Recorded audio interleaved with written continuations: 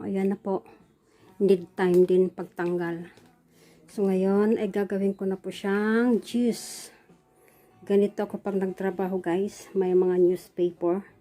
Para kung sakali may hindi naman kasi maiwasan yan. So, no need to linis-linis. Ligpitin yung newspaper. Tapos, so, dito ko ilalagay ang mga juice. For a meantime, hindi ko siya i-freezer. Lagay ko lang sa frigidaire. Kasi masarap talaga pag presko. So, see you later. So guys, malapit na ako matapos. Ayan po.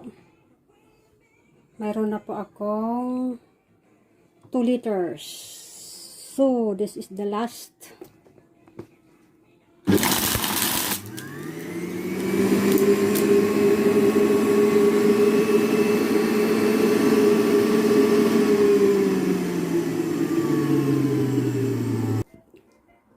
So guys, natapos din tayo.